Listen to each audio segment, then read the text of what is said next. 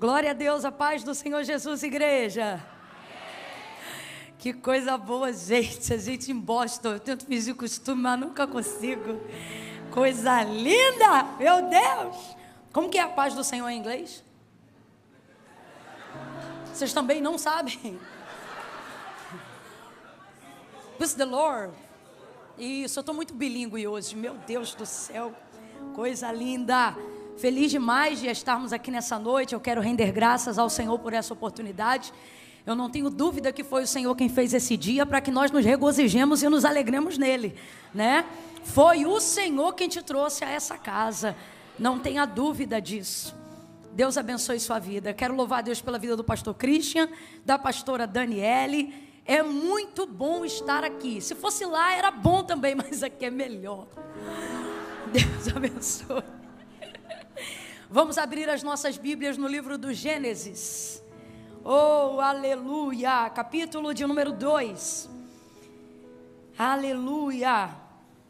Nós vamos ter o privilégio de estarmos juntos aqui dia 18, 19 e 20, né? Depois de amanhã a gente já está junto direto.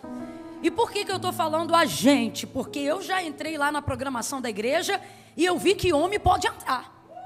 Tô certo ou tô errada? O homem pode entrar também. Então você que quer tirar um tempo assim de busca, de renovo, você que estava precisando de algo assim para dar um start na sua vida, sabe assim, um tempo maior de propósito, de entrega, de devoção. Camila, eu tenho me sentido um pouco frio, ou eu estou sentindo que a coisa já não está bem como deveria estar, e eu estou precisando de um pouco mais de lenha para aumentar a minha fogueira nesse último trimestre do ano. Rapaz, aproveita esses 3 dias, vem embora. Vem no azeite, vem no óleo, vem buscar unção, vem buscar o sobrenatural. Ah, Camila, mas eu trabalho. Eu também, meu filho, eu não sou desocupada não, mas dá teu jeito, entendeu? Dá um jeito, você só tem 2 opções. Ou você dá um jeito ou você dá uma desculpa. Ah, eu posso dar uma desculpa? Pode, mas vai continuar tudo igual. Agora, se você der um jeito, as coisas podem mudar. Camila, em 3 dias pode mudar? Rapaz, em 3 horas de culto, Deus muda 3 anos. O que ele não faz em 3 dias?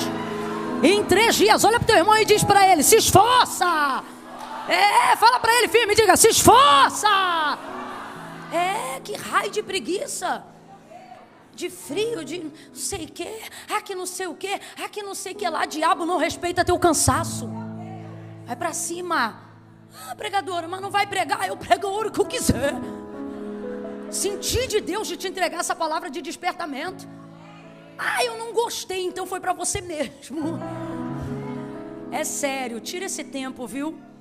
Porque, tava com saudade de ouvir um negócio desse. Isso é um bordão que a gente tem lá no Brasil. Eu digo que quando você está na casa de Deus, você está no lugar certo, na hora certa, fazendo a coisa certa. Por causa disso, até o que era para dar errado depois dessa noite, vai dar certo. Então, quando você consegue alinhar isso, você está feliz por estar no lugar certo, na hora certa, fazendo a coisa. E aí, num lugar desse, você agradece a Deus.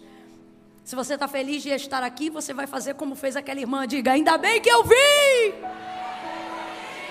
Irmãos, porque tem coisas que só Deus faz, mas para Deus fazer, a gente tem que vir. Deus fez uma promessa para Abraão e cumpriu tudo o que lhe disse. Eu disse que Deus cumpriu? Eu disse que Deus cumpriu? Quando o Senhor aparece para Abraão e quando manifesta a sua voz em Gênesis capítulo 2, Deus lhe faz muitas promessas e Deus cumpre tudo que prometeu a Abraão. Só tem uma coisa que Deus não fez para Abraão. O que, Camila? A mudança. Quando ele disse: sai do meio da tua terra, da tua parentela, da casa de teu pai e vai para uma terra em que eu vou te mostrar. Deus nunca enrolou uma tenda. Está entendendo o que eu estou falando aqui? Deus não levou um móvel, Deus não segurou uma roupa. Rapaz, Deus segurou uma geração, mas não segurou uma cortina da tenda. Porque tem coisas que para Deus fazer, eu tenho que estar. Então não vem com essa coisa, sabe, que você guarda lá no teu subconsciente. Se Deus quiser fazer, Deus faz aonde eu estiver. Vai nessa.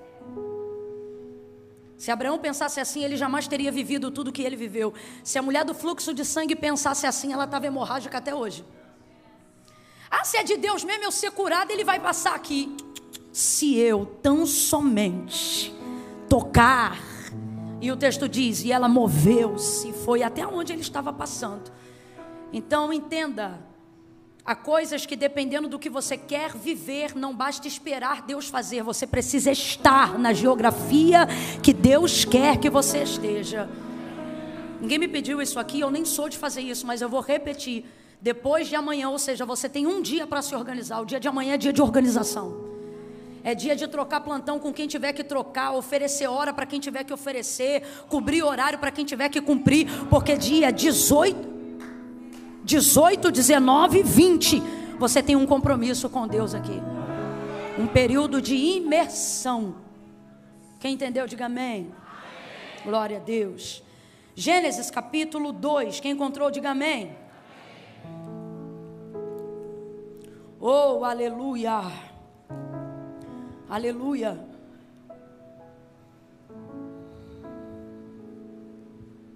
Versículo 18 em diante. Oh, glória.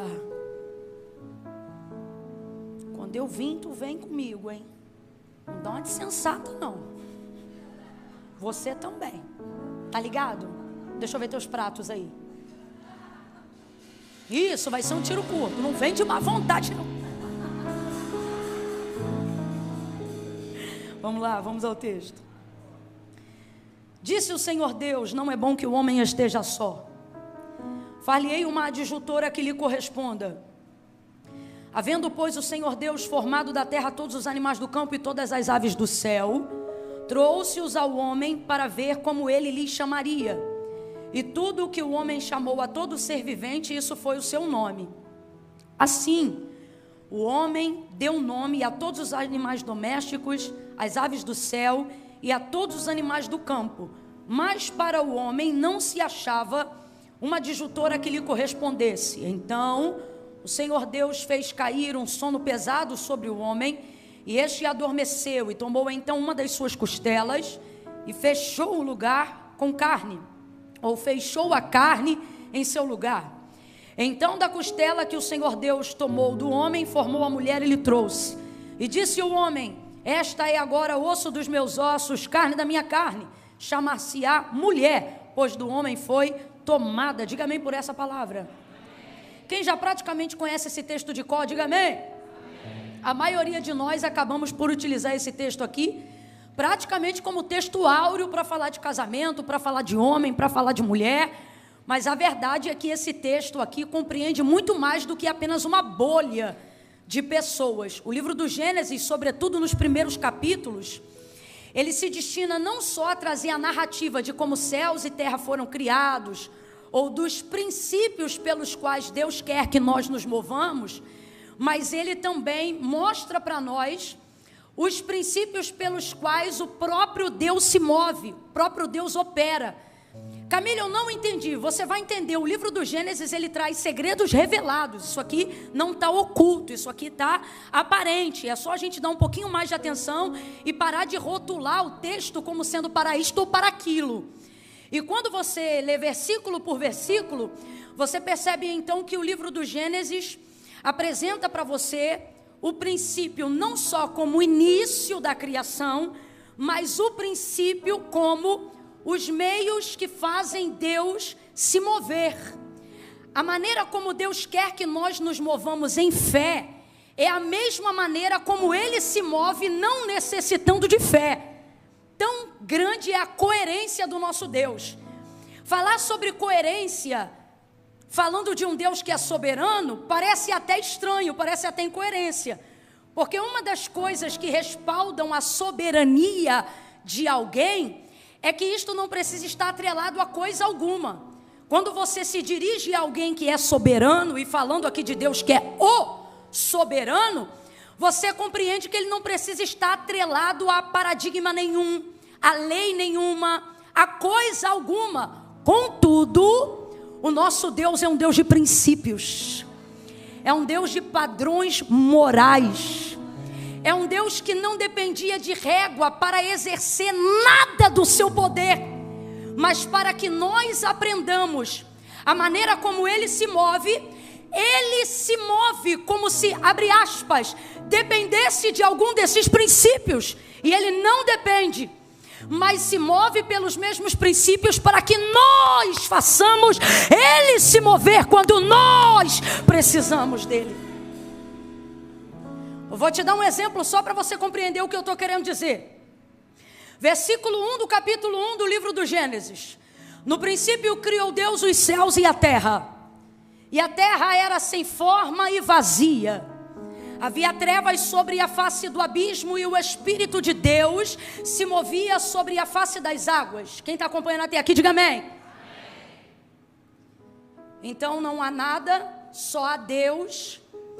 A terra que chamamos de terra pode ser compreendida, segundo a interpretação do versículo 2, como planeta água, porque não há firmamento, nem céu, nem terra, e tudo está em trevas, porque não há luz. Todavia o texto diz que Deus ali já estava, e não estava parado. O texto diz que o Espírito de Deus, o Espírito é de quem, gente? Vamos junto, o Espírito é de quem? O Espírito de Deus se movia sobre a face das águas, que estava na profundeza de um abismo em trevas. Essas trevas aqui não tem nada a ver com o ocultismo. Essas trevas aqui tem a ver com a ausência de qualquer coisa mesmo. Abre um parêntese, é válido até dizer, as maiores trevas não são aquelas que estão ligadas a nenhum tipo de encantamento, são aquelas que estão ligadas ao limbo da ignorância, de onde não há conhecimento, palavra onde não há nada. E o Espírito de Deus está se movendo ali. Agora eu quero que você raciocine comigo. O Espírito é de Deus e ele não está parado. O Espírito é de Deus e ele está se movendo, mas não está realizando nada. O autor da carta aos Hebreus vai dizer para nós o que vai acontecer a partir do versículo 3 em diante, e ele vai afirmar dizendo assim: porque céus e terra, tudo que existe e tudo que há. O que significa tudo que existe e tudo que há, gente? Tudo que pode ser visto, tudo que pode ser tocado, ok?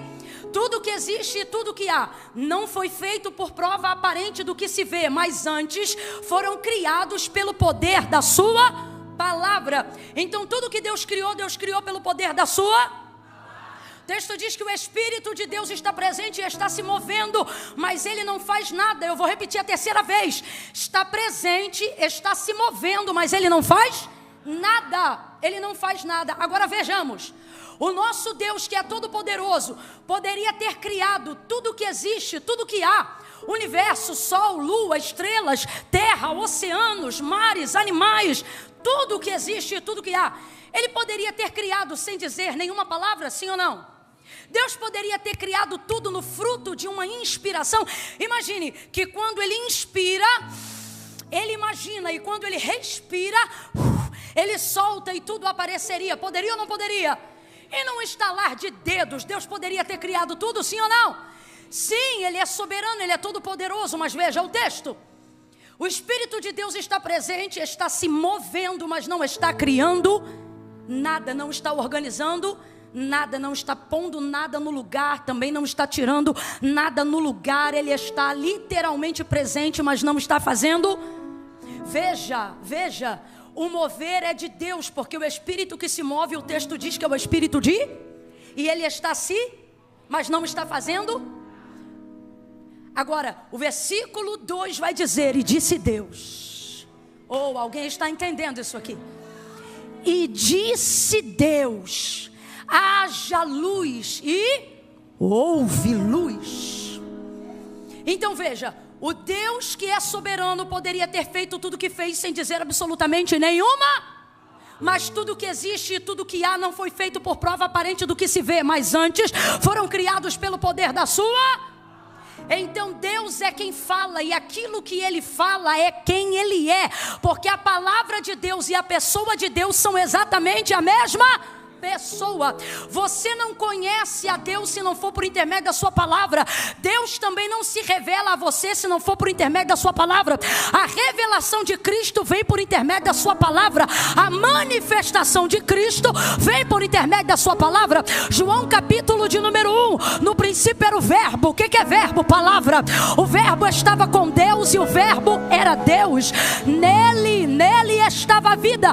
Nele quem? Na carne de 33 anos tempos de Cristo? Não, na existência, antes, durante e depois. Por que Cristo morre dos 33 em diante, mas ressuscita ao terceiro dia? Porque Ele não é a carne de um Deus, Ele é um Deus em carne, sustentado pela sua palavra, o mesmo ontem, hoje e eternamente. A palavra não morre, a palavra subsiste, a palavra é viva, ela é eficaz, mais penetrante do que qualquer espada de dois gumes. Camilo, o que você está dizendo?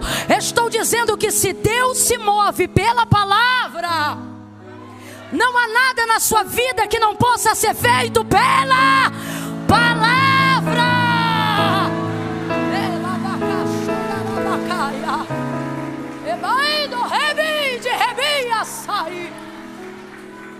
Você não precisa de tudo que acha que precisa para chegar aonde tem que chegar. Você só precisa se encher da palavra. Você pode se encher de dinheiro, e isso não é garantia de que você vai chegar. Você pode se encher de recurso, e isso não é garantia de que você vai chegar.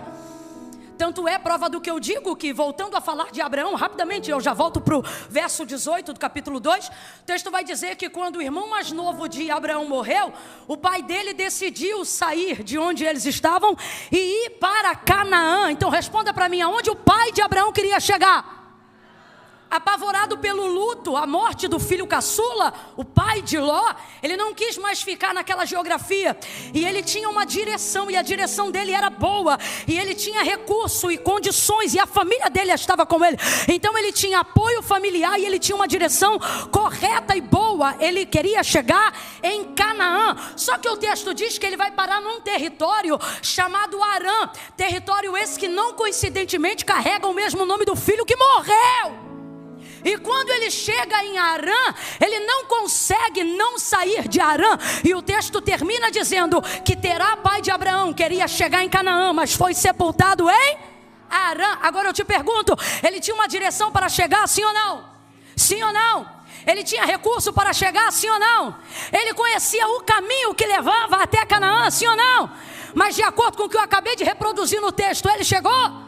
Ele chegou? Agora o filho dele não tinha metade do know-how que o pai tinha. Mas quando o Senhor apareceu para ele, disse para ele: sai da tua terra, vai para uma terra. Não falou qual era a terra. Vai para uma terra que eu vou te mostrar. Ou seja, Deus não contou que era Canaã antes. Deus só contou que era Canaã enquanto Abraão estivesse caminhando para lá. Por dois motivos: para não tocar no trauma de quem viu o irmão morrer numa terra onde não saiu, e de onde viu o pai ser sepultado na terra que levava o nome do irmão, tentando chegar em Canaã. Então Deus não conta para ele, mas em confiança ele caminha. Ele caminha sem saber para onde vai, mas ele caminha.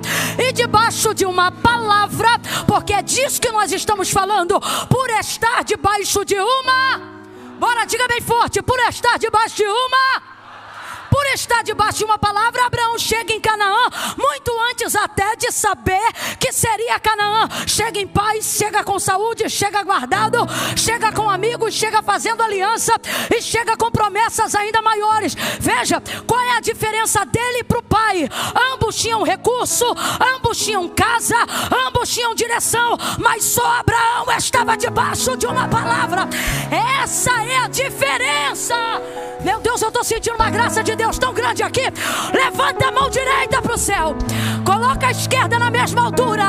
Eu vou contar de 1 a 3. Quando eu disser 3, você vai botar a mão no ombro do vizinho. Camila, eu não conheço ele. Não precisa conhecer não, deixa que ele vai conhecer Deus através da tua vida.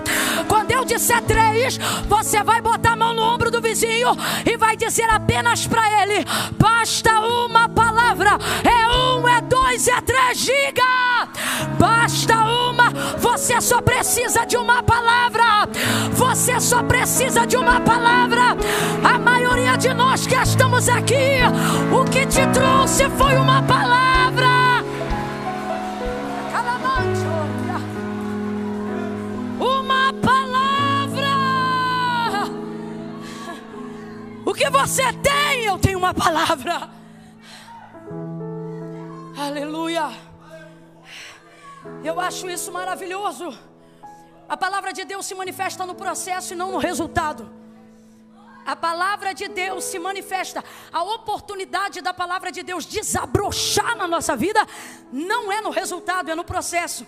É por isso que quem foge do processo não vive o resultado da palavra de Deus.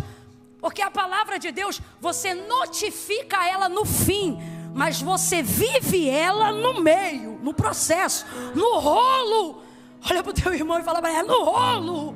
Fala, é no rolo. Diz assim, ó, é no embrólio. É no embrólio. É nesse pega para capar aí. É nesse rolo que tu diz: meu Deus, não é possível. E Deus está dizendo: minha palavra vai se cumprir no meio desse caos. É no meio desse rolo. Volta para o capítulo 1 e a gente encerra no capítulo 2. Então veja, Deus está presente, está se movendo, mas não está fazendo nada. Eu não estou dizendo que a Mila está presente, eu não estou dizendo que a Devec está presente, eu estou dizendo Deus em pessoa, em espírito. Rapaz, é o Espírito de Deus. Ele está presente, está em movimento, mas não está transformando nada. Eu vou falar de um jeito que a gente que é pentecostal, a gente pode dizer. Se fosse outra pessoa, ia parecer que estava querendo bater na gente. Mas como é a gente, e eu estou para ver alguém, mas... Ai, irmão, se eu der... Você não me desafia não, que eu vou nesse corredor. Então eu posso dizer, se tem um povo que gosta de mover, é a gente. Eu particular, eu amo o mover de Deus. Eu creio no mover de Deus. Eu sou aquela assembleiana cuja teologia não explica todo ela. Sabe aquela pessoa que crê em mistério? Explica aí, irmão, isso é mistério.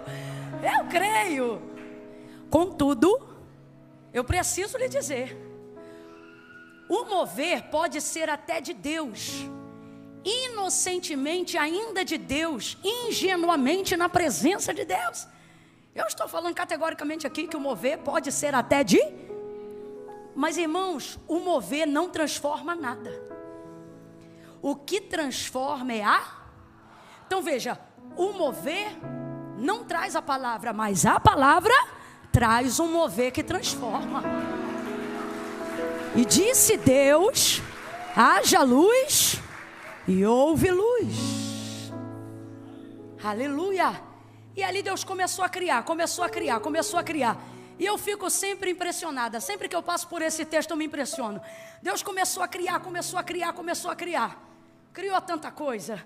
Rapaz, e Ele vai criando e Ele é maravilhoso demais. Eu amo a personalidade de Deus, ainda que eu não conheça na totalidade. A faceta que Ele me permite conhecer através da escritura da palavra já me impressiona. Por exemplo, Deus já sabia como ia terminar quando começou a construir a terra, sim ou não?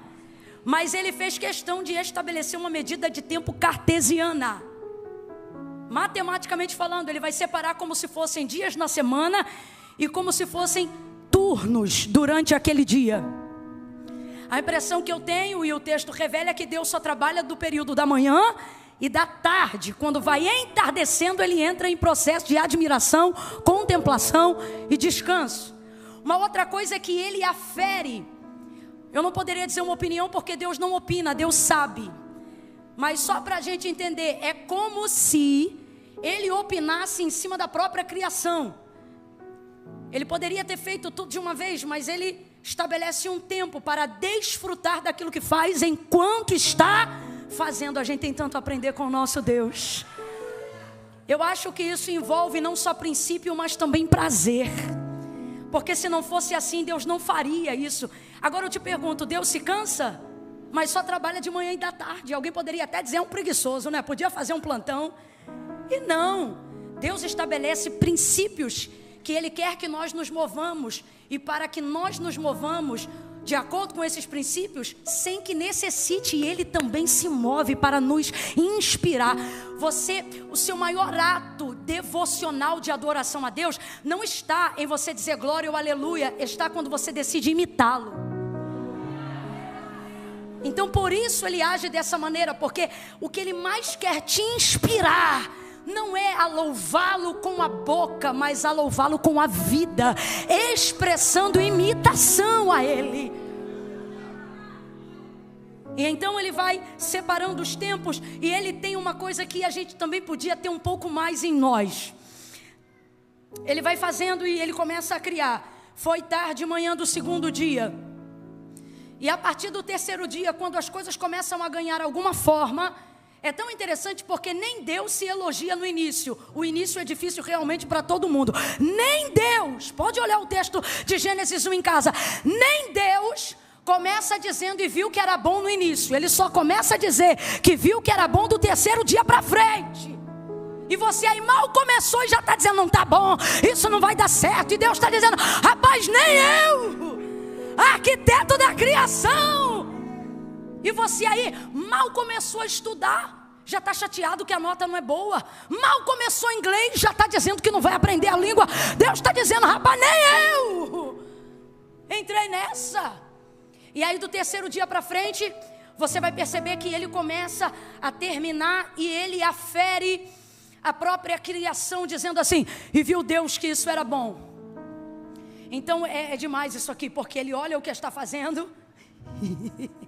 Ele viu o que fez, vamos lá, sol, lua, estrelas, firmamento e tal. Aí ele, é bom, hein? Imagine, né? Ele falando sobre a própria obra. Se a gente está na hora, a gente ia dizer, tu se acha, hein? E certamente ele responderia, não me acho, eu sou.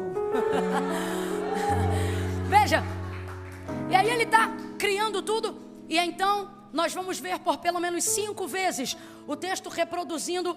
Deixa eu contar para ver se eu não falo besteira aqui. 1, 2, 3, 4, 5, exatamente isso. A partir do versículo 11 até o versículo 25, 5 vezes. Ao terminar a parte de cada processo da criação, o texto diz que Deus determina sobre aquilo que ele acabou de criar, dizendo assim, era bom. Então, o texto vai transcrever dizendo, e viu Deus que era bom. Vamos fazer isso 5 vezes para a gente não esquecer. E viu Deus que era primeiro, foi tarde e manhã. Cadê? Do segundo dia. E viu Deus que era. E viu Deus que era. E viu Deus que era. Viu Deus que era. Viu Deus que era. Enquanto Deus faz, ainda não terminou, mas ele diz, Agora, o versículo 31 do capítulo 1 é encerramento, acabamento, fechou a obra. Versículo 31, e viu Deus que tudo, agora acabou, agora não é mais processo, é resultado, porque tudo que Deus começa, Deus termina. E viu Deus que tudo quanto tinha feito era... Dá uma olhada aqui, viu Deus que tudo quanto tinha feito era muito bom. E viu Deus que tudo quanto tinha feito era muito bom. E houve tarde e manhã do 6º dia. Agora ele acabou toda a criação. E ele diz, agora não é bom. Você percebeu a diferença? Durante 5 vezes era, mas quando terminou ficou? Irmãos, é tão simples, mas foi a palavra que Deus colocou no meu coração para essa noite. Ele nos trouxe aqui e ele está aplicando nessa noite a sua palavra. Oh, aleluia. E o que ele está dizendo para mim e para você são 2 verdades e eu encerro. Primeira, aprenda a desfrutar enquanto eu não acabo, na certeza de que eu finalizo. E isso colocará em você a paz necessária para não jogar a alegria, o louvor, a celebração só para o final do processo. Deus te trouxe nessa noite e Ele está dizendo, se você sabe que é a minha palavra que vai se mover para cumprir o que eu te falei na tua vida, no teu processo, no teu caminho, não espere terminar para começar a me louvar. Faça como eu, vai louvando, vai dizendo que é bom na segunda, vai dizendo que é bom na terça, vai dizendo que é bom na quarta. E a segunda coisa que Deus está dizendo é o que garante a sua própria palavra. E o que a palavra de Deus garante? Que melhor é o fim das coisas do que o início delas. Por que que não diz que o bom é no fim? Mas por que que o texto diz que o melhor é no fim? Porque não significa que o processo tem que ser desastroso. Não significa que o processo tem que ser amargo. Não significa que o processo tem que ser devastador. Deus está dizendo, eu quero fazer você desfrutar de alegria no processo, revelação no processo, contentamento no processo e certeza que o final do processo será muito melhor. Agora, o que torna o final do processo melhor não é o fato de que no final é melhor, é a capacidade capacidade que eu desenvolvi de ter contentamento enquanto o final não chegava. Alguém está entendendo o que Deus está dizendo aqui? Eu vou falar rasgado que é para todo mundo entender. Quem não consegue se alegrar no processo estará amargo no final. Raciocina comigo rapidinho. Jacó pensou que tinha perdido seu filho José. Passaram-se alguns anos e ele encontra José. Enquanto ele chorava, abre aspas, a pseudo-morte, fecha aspas, de José. José estava vivo e era governador da maior nação do mundo. Se Jacó tivesse acesso a essa informação, eu tenho certeza que ele não teria dito lá atrás: com choro hei de descer a sepultura ao meu filho. O que isso significa? Significa que ele está dizendo: eu vou viver como se eu estivesse morto. E de fato ele viveu assim. Com 143 anos depois de encontrar José, ele vai estar de frente a Faraó. E Faraó vai perguntar para ele: seu Jacó, quantos anos o senhor tem? Aí ele vai dizer: 143 anos, poucos e maus foram os meus anos. Agora eu te pergunto, primeira coisa: pode uma pessoa que viveu mais de 140 anos dizer que viveu pouco? Tem como isso, gente? Meu Deus do céu, tem irmão aí de 70 que está dizendo não. Então veja, ele não está se referindo ao tempo que passou, mas à maneira como ele viveu nesse tempo. Quem está entendendo Deus aqui? Então veja, tudo que Deus falou para você que vai fazer, isso é mais certo do que a cadeira que você está sentado. Tudo que Deus falou que vai fazer para você é mais certo do que o chão que teu pé está tocando agora. Agora, a parte do cumprimento da palavra de Deus é com Deus, mas a maneira como você decide esperar é com você. Você está entendendo o que Deus está falando? Como é que Deus se apronta ou nos apronta para o final? Nos levando a ter contentamento no processo. Você precisa entender que não haverá uma melhora, não haverá uma intenção de celebração no final se você não começar a ver a mão de Deus agora. Veja a mão de Deus agora no processo da sua imigração. Veja a mão de Deus agora na abertura dessa empresa. Veja a mão de Deus agora na construção da sua casa. Veja a mão de Deus agora no início do seu trabalho. E se nem Deus pegou tão pesado com Ele mesmo, por que você acha que Ele pegaria tão pesado com você? Celebre o processo. Entenda que no início não há muito que se celebrar. Há apenas razão para continuar. E quando chegou no final, Ele disse: muito bom. Muito bom. Então tudo que Deus faz não é só bom, mas quando termina fica. Analise aí agora. Está muito bom o que você está vivendo? Não, Camila, eu não sou emocionada, eu vou lhe falar a verdade. Está bom porque eu não estou respirando com a ajuda de nenhum aparelho. Está bom porque não tem me faltado alimento. Está bom porque eu tenho a minha família reunida. É uma questão de perspectiva. Agora, o muito bom só será revelador para quem reconheceu o que é bom. Se você não reconhece o que é bom, não vai discernir o que é muito bom. Palavra que Deus colocou em minha boca nessa primeira oportunidade do culto é para dizer para mim e para você, para lembrar, Deus está nos dizendo: eu ainda não acabei. Camille, o que tem a ver a leitura que você fez? Tudo. Porque o texto termina no versículo 31 dizendo que tudo o que Deus fez era muito bom. Significa que Ele terminou. Ora, se Ele terminou e já havia criado o homem, por que então Ele vai dizer ao ver o homem sozinho que não é bom que o homem esteja só? Se tudo o que Deus faz é muito bom, é porque o texto onde lemos, Deus não diz assim: não é bom que o homem seja só. Se puder, bota na tela aqui para a gente fechar junto. O texto não diz: não é bom que o homem seja só. O texto diz: não é bom que o homem esteja só. Não é esse versículo aí não. Versículo 18 do capítulo 2. Deixa-me ver essa versão. Oh, glória! Aleluia! E disse o Senhor Deus: não é bom que o homem... Advérbio de tempo. Esteja. Então está dizendo que se não está bom para o homem, tudo que está é passageiro. Deus não disse não é bom que o homem seja só. Ele disse não é bom que o homem Você está entendendo o que Deus está dizendo para a gente? Ele está falando pela sua palavra hoje aqui para nós. Eu ainda não acabei, então não emita opinião sobre o que eu ainda estou trabalhando. Não traga determinação permanente aonde eu ainda estou agindo em caráter temporário. Eu vou falar de novo. Não traga determinação permanente aonde eu ainda estou agindo sob caráter temporário. Até a cananeia tinha esse entendimento. Mateus capítulo 15, 21, ela dizia: filho de Davi, tem misericórdia de mim, que minha filha está miseravelmente endemoniada.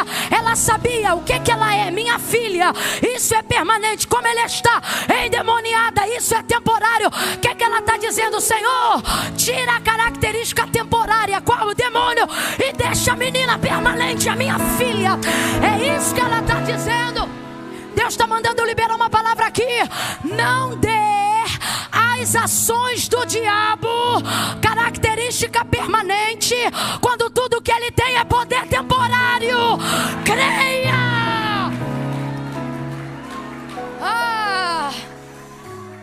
Não é bom que o homem esteja. Aí lá pra frente, eu encerro aqui. Lá pra frente, o texto vai dizer que todavia procurava uma mulher, mas não se achava. Irmãos, quem é que está procurando a mulher? A gente fica na dúvida, por isso que você não responde, porque a vida toda a gente leu isso como se Deus estivesse procurando. Deus não procura o que não existe. Quem está procurando é o homem, e ele só passa a procurar depois que Deus dá a ele o encargo de dar nome aos animais. Então ele percebeu que o leão tem a leoa, o tigre tem a tigresa, e assim sucessivamente. Todavia para o homem não se achava. Ele só percebeu que não tinha quando via que os outros tinham. E ele via que ninguém era equivalente a quem ele era. E isso começou a gerar nele a necessidade de ser correspondido. Rapaz, isso aqui é tão bom que dá vontade da gente sair falando mais uns 2, 3 dias disso. Mas eu não vou falar não, o que é para agora é agora, engole aí. Mas veja, vamos ao que Deus confiou no meu coração. Então quem está procurando é o homem. Deus não está procurando isso não. Só para você ter noção, quando o homem percebe que está tendo falta disso, é lá para o versículo 20. Eu não sei quanto tempo passou do 18 para o 20. Não sei, o cara está catalogando a criação. Tu acha que faz isso em 24 horas? É ruim, hein, meu irmão? E aí nesse tempo de intervalo entre o 18 e o 20, enquanto ele vai catalogando a criação, ele percebe que não tem equivalente para ele. E é aí que ele descobre que tem falta de. Agora lá no 18, quando Deus criou ele, Deus já criou com o probleminha embutido. Camila, eu não entendi, vai entender que eu vou falar rasgado. Deus está dizendo assim: quando tu identifica o problema, eu já estou trabalhando na solução, ó. Há muito tempo. Ei, se eu fosse você, eu glorificava a Deus pelos problemas aqui agora. Porque Deus está dizendo: quando você identifica o problema, é que eu te faço entender que eu já estou nessa solução.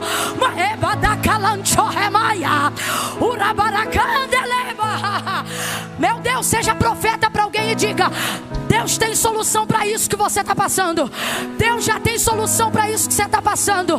Deus já tem solução. Ei, Deus já tem solução para esse filho drogado. Deus já tem solução para esse vício. Deus já tem solução para essa depressão. Deus já tem solução para esse burnout. Deus já tem solução para essa crise de ansiedade. Quando Deus descobriu que tu ia ficar doente, Ele já tinha preparado a solução. Ei!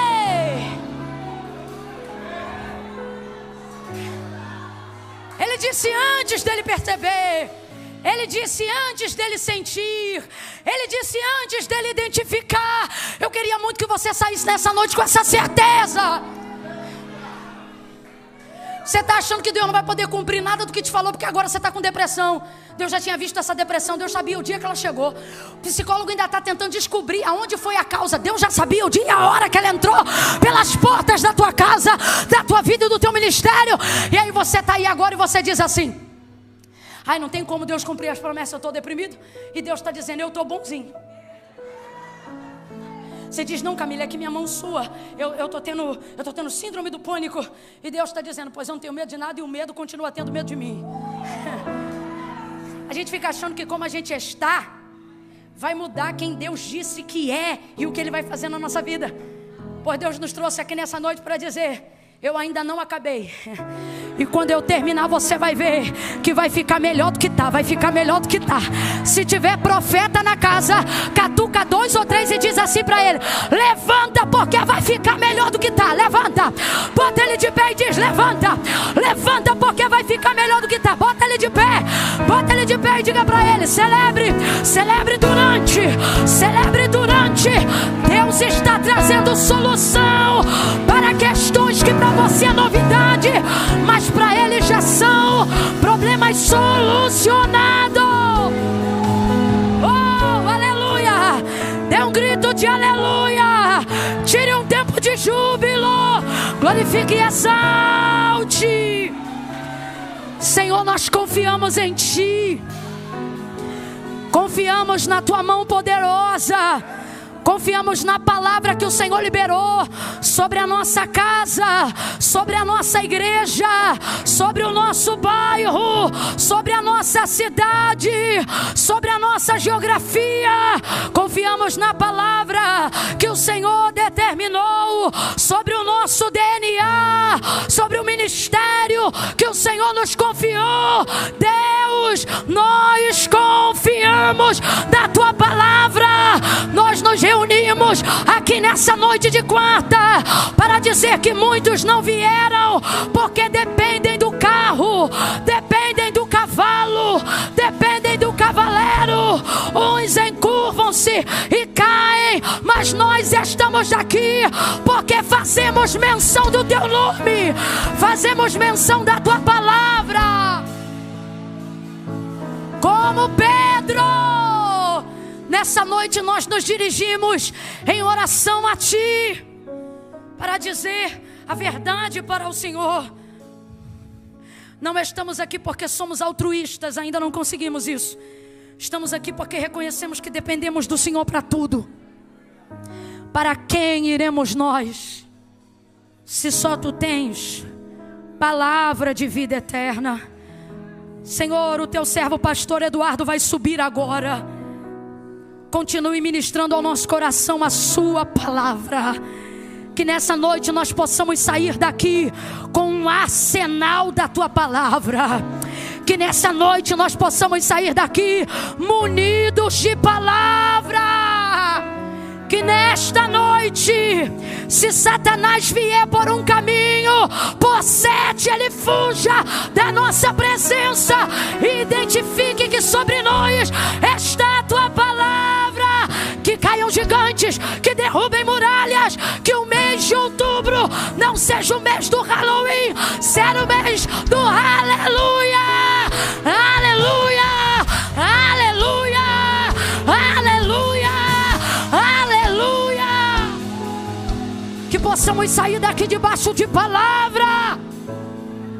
Senhor, faz-nos renascer de novo naquela fé de que quando não tínhamos $1 no bolso, ministrávamos sobre os boletos a Tua palavra, erguíamos os contratos no invisível e dizíamos: Senhor, é de Ti, Tu recebe, Senhor, volta a colocar em nosso coração a primazia, o desejo de ouvir a Tua voz, de saber o que Tu sabes, de conhecer o que Tu queres que conheçamos a Tua vontade.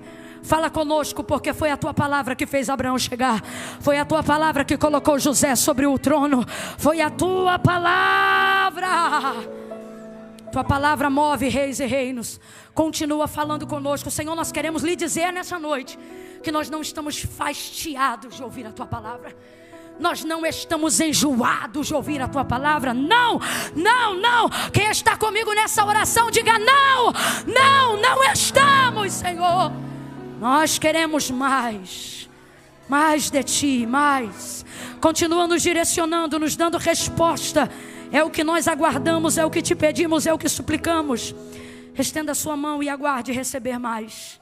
É o que nós oramos, Pai, em nome de Jesus. Quem concorda, diga. Oh.